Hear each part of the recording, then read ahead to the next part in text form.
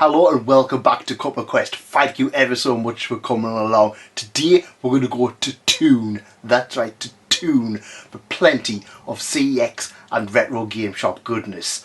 Brew yourself a nice cuppa and let's get wandering, shall we? First up, it's Gateshead CEX, and after that I'm going to walk into Toon. Yeah, not the nicest of days. I seem to have managed to pick it whenever this is a horrible day going to this one. And speaking of horrible, absolutely dreadful selection for GameCube. A highlight being a very water-soaked Star Fox Adventures. Vita had a few interesting titles including Tearaway. I don't see this one very often and it is a very solid title. Steins Gate also worth checking out. PSP itself, not much. Patapon 3 was something somewhat of note, but overall, nothing too exciting. Over in PlayStation 4 land, and it's the usual suspects, including this 2 Point Hospital Jumbo Edition. Normally I see the regular edition, and this is actually on my Nintendo Switch list. I do want to get the Jumbo Edition. It includes all of the DLC as well as everything else.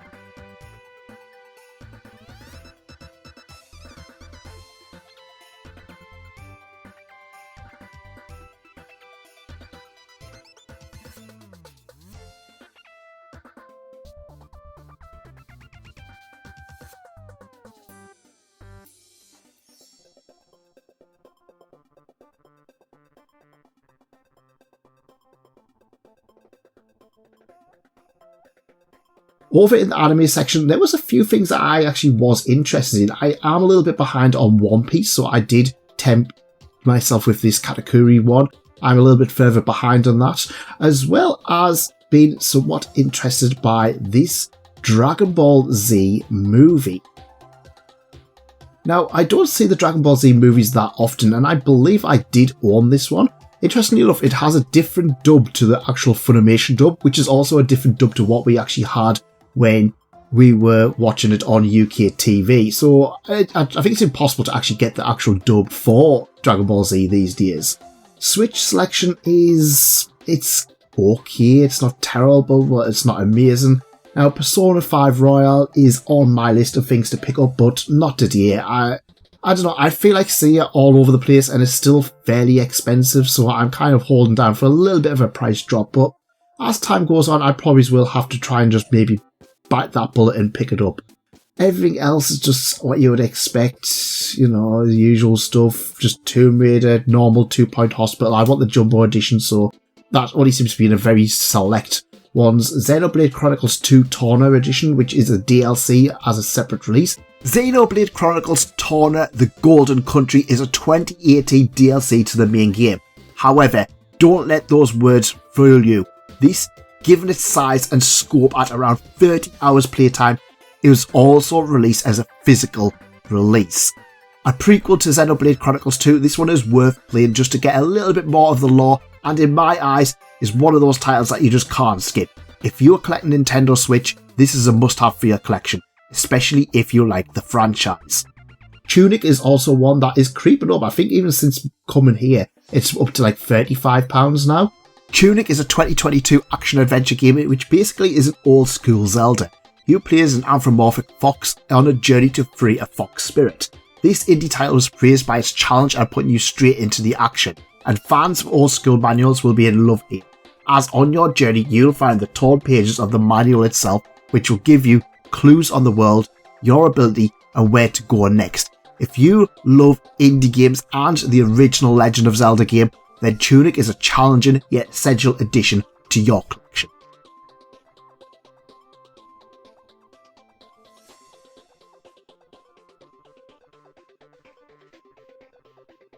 Retro game selection is kind of okay. I kind of wish I picked up that Earthworm Jim because I do need it for my N64 collection, but I missed out on it and it seems to have been picked up quite quickly.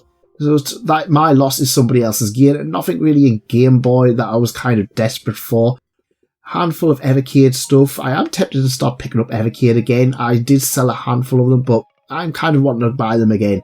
Everything else, a lot of PlayStation games, you know, Grand Theft Auto, Resident Evil, Final Fantasy, pretty much the stuff you would kind of expect to see in most shops. The popular stuff that people like to play and like to collect. Always nice to see.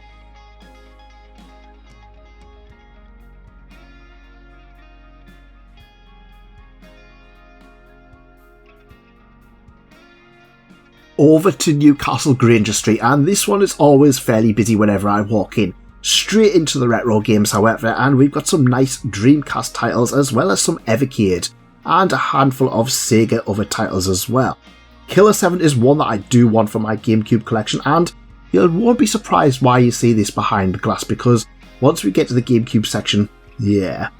Superman 64 is another title I do need to pick up, but I can't bring myself to buy it. I need to get it sooner rather than later, and this shop has always got this one in stock, so I do need to pick it up.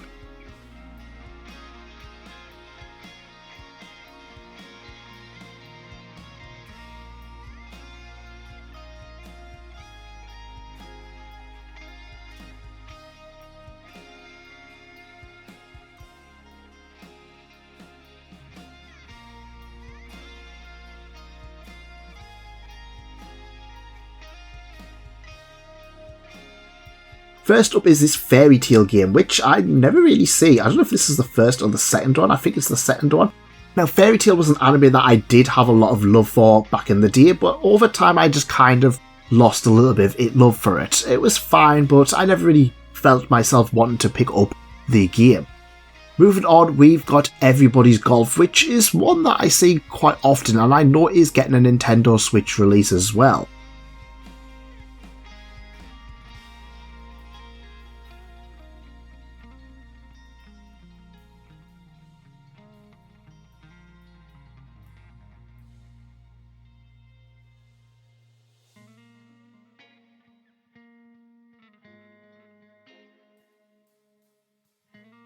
GameCube, and if you thought the other CEX was bad, this is so much worse. A water damaged Luigi's Mansion, and it's kind of okay looking. Yeah, water damaged Super Mario, and yeah, reprinted cover, reprinted cover, reprinted cover.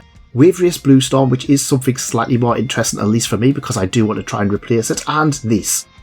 Oh, I touched it. Oh, look how disgusting that was. Oh, absolutely minging. And so many reprinted covers, you can just see just by looking here, reprinted cover after reprinted cover, and what isn't a reprinted cover is in awful condition.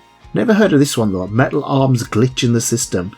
Was slightly interested. And same with The Sims, I do have a lot of nostalgia for The Sims on the original PlayStation 2, but I think Waveriest Blue Storm is one that I am going to pick up. Moving into Nintendo 3DS and Nintendo Switch, and we've got quite a few interesting titles here, at least for a change. Celeste over there I can see straight away, and it's not one I see often. Skyrim is one I do see often though, and again it is on the list, but again it's another one that's fairly expensive, and I think that I'm going to try and wait for it to drop in price. Hollow Knight is another one that they've got and is already creeping up, obviously due to Silksong being released.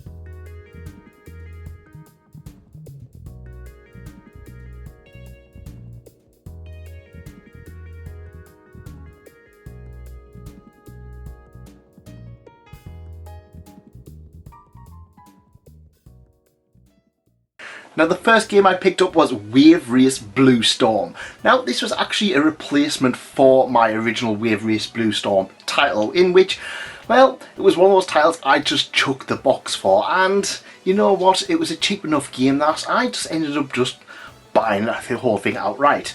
While I appreciate that it is a bit of a waste to have a spare disc, it just makes sense to buy them when they're cheap. I'm never going to get this as cheap as it was, and wow, Newcastle CEX Granger Street. Honestly, between the reprinted boxes and the absolute disgusting condition of some of them titles, I mean, Worms 3D was one that I really wanted to replace. I just didn't want to even touch them. Honestly, it was absolutely disgusting, the quality, the condition they had some of those games in. And if they weren't in bad condition, it was reprinted cases. I was quite lucky with this one, but honestly, I was a little bit disappointed with what I saw. Now, Wave Race Blue Storm was a launch title for the GameCube, and it continues the Wave Race franchise, which started on the Game Boy, moved on to the N64 and ended up on the GameCube. Sadly, that's pretty much where it ended, and we haven't had a Wave Race game in over 20 years. Huge shame.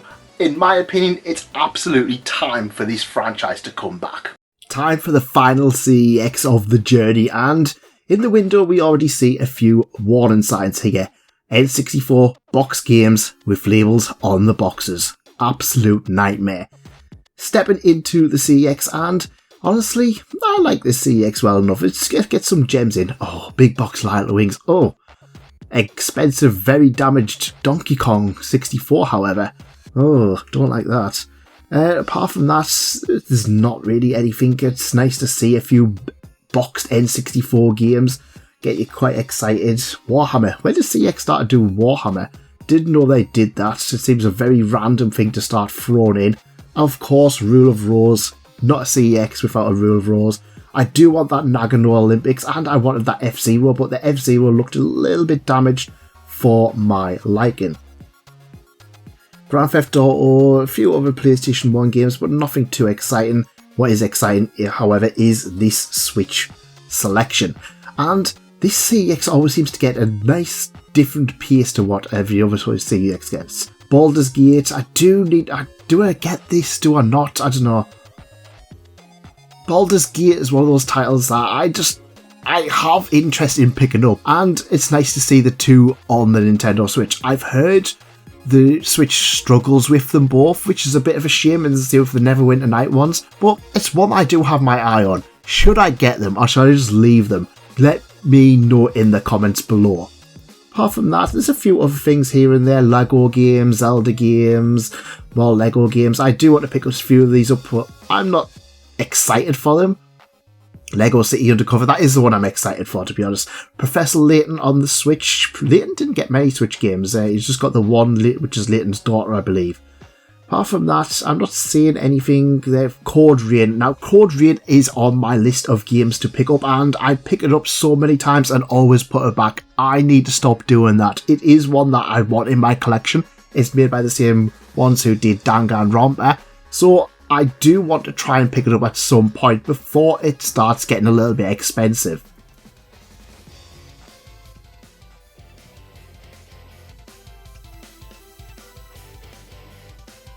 Puyo Puyo Tetris. Again, another one I see so many times. I just never pick it up, and I probably should. I should probably go back and pick that one up at some point. It's always there. Again, 2 Point Hospital. We did pick this one up. It's not the Jumbo Edition. I believe Hartlepool does have a Jumbo Edition, but this is something here. Something exciting. Now, this is the Witcher 3 Complete Edition. Now, this includes all of the DLC on cartridge. No DLC. It's all on cart and it includes everything. Definitely a pickup. Also, before we go, let's have a quick spy into the GameCube selection. Not a huge amount of ones. This one does still have the old reprinted ones. The Tetris Worlds here, which is something a little bit different. I haven't picked this one up before. I'm not sure, but again, you can see the Lord of the Rings reprinted cover. There was a few older looking games that have been minging, that have been there for a while, but nothing too exciting that I needed to pick up. The Wii selection was also a little bit desolate. This is a very small CEX, so it doesn't have a huge choice, which is a shame. And a lot of the choice does seem to be PlayStation games, but even then it's still fairly barren. Nice to see Deadpool on shelves, but again, nothing too exciting for me. I do see this one quite often, and it is one that is on my list, but it can be for another day. Again, I keep saying I'll pick it up another day. If I buy everything all in one, there'll not be much of a series. I am on the Horizon Zero Dawn for the Complete Edition. I do want that one. Was Horizon Forbidden West, and Ratchet and Clank, always a treat to see that one. I want to get it, but not now. another CEX and another GameCube game, and this one is another winner in my opinion. Honestly, there's one of those franchises that you just can't get a bad game out of, and if they're bad, they're kind of just mediocre. And it's a franchise that continues to get installments to this day. That title is Tetris. So this is a collection of Tetris games which includes 6 variations of Tetris, including the all-new Hotline Tetris, Fusion Tetris and Cascade Tetris. It is many spin-offs of the award-winning formula, and honestly, in my opinion, if you see a Tetris game on a console, you know that you're going to have a pretty decent time. Now, there are some Tetris releases that are a little bit expensive and a little bit underwhelming, but you know what? I mean, it's Tetris. Even just trying out the different types of variations on the classic formula is going to give you a few hours of gameplay. And it's one that I have picked up, and honestly, I fell in love with Hotline Tetris. I don't know what it was just so addicting and so much fun. The others, they were fine. Fusion Tetris, I quite liked a little bit of it, but the others, they were fine, but honestly, overall, it's a nice little addition, and at the end of the day, Tetris, you always have a good time with, don't you? Another title I picked up from Newcastle CEX was an absolute classic, and it's one that, well, the Switch tax is coming in quite loud on this one. So as you guys are aware, I am trying to collect a certain amount of Switch games, and I'm searching high and low. I'm searching for these games in every CEX, every time I go to a different retro game shop. Anywhere that sells Switch games, I want to get some into my collection, and one that has been on my list for a long time is The Witcher 3. Now, this is The Witcher 3 Complete Edition, and this is a significant release because this includes all of the DLC, all of the expansions. So this includes Heart and Stone, Blood and Wild, and 16 extra DLCs, all on cartridge. This is very important for preservation and just buying a Switch game in general. Now, if you look on CEX, there will be 2 different versions of this. There will be a £25 one and a £35 one. And the £35 one, again, comes in 2 alternate versions. It comes in, well, the normal case only, but it also comes in a cardboard version, such as this one. So if you're looking for this one, make sure you pick up the little bit extra one, because you get like a map, you get a few extra bits and pieces here and there, and at the end of the day, if you are sinking in the money for this one, you're going to want to have the best you can. The Witcher 3 Wild Hunt is an interesting title for me because it's one that I have actually played through twice before, and the first time I played it, I was extremely underwhelmed, and I'm sure you guys are just foaming at the mouths at this point, and the reason being is I came onto The Witcher 3 immediately from Xenoblade Chronicles X. That's right, about 10 years ago I originally played the behemoth that was Xenoblade Chronicles X, a game that I sank 400 hours into, and it was going to be very difficult for a game to follow suit. Witcher 3 did, and honestly, I found the game incredibly restricted. I was used to being able to just run and throw myself off cliffs, and I felt The Witcher 3 being very slow and sluggish to not quite hold up. I did try the game a few years later, and I enjoyed it a lot more. So, once I realised it was out on the Nintendo Switch, and it's a great port on the Nintendo Switch. That's right, this isn't a lazy port. While it's not going to hold up to the PlayStation 5 version, for example, or the Steam version, the Nintendo Switch version of The Witcher 3 is considered a great port, a great version of the game. And if I was going to play it again, I'm going to be freeing myself away from the trophy hunt and just have a nice casual playthrough. And you know what? At the end of the day, I want a game collection. I want a Switch collection that's going to hold up for the ages. And The Witcher 3 had to be on my list. But yeah, while it's a great game, this one is pretty darn expensive, with a normal edition costing £25 and the complete edition costing £35 on CEX. That is quite a lot of money when you consider how cheap it is on Steam, PlayStation 4 and PlayStation 5. This is one for the collectors, and this one, in my opinion, is going to be one that's going to hold its value, if not increase in value, as the years go by. What type of trip to Newcastle excludes that retro game shop? And as always, I made sure I popped my face in there. He's a lovely bloke, and it's always nice to pop in and see what games he has. And I always find myself coming away with a Game Boy Advance game. Now, Game Boy Advance is a console that I am casually collecting for. I'm not trying to get everything. There are a lot of titles that I really want, and there's a lot of titles with fantastic artwork that I want in my collection. And I came away with an interesting one. Midway's Greatest Arcade Hits. Now, it's not uncommon to see stuff like Defender, Joust, stuff like that release on consoles. But this collection actually had a title that I was actually desperate to play. And that title is Robotron 2084. Now, Robotron is my all-time favourite arcade game. There's just something great about playing that early shooter, twin-stick shooter type game.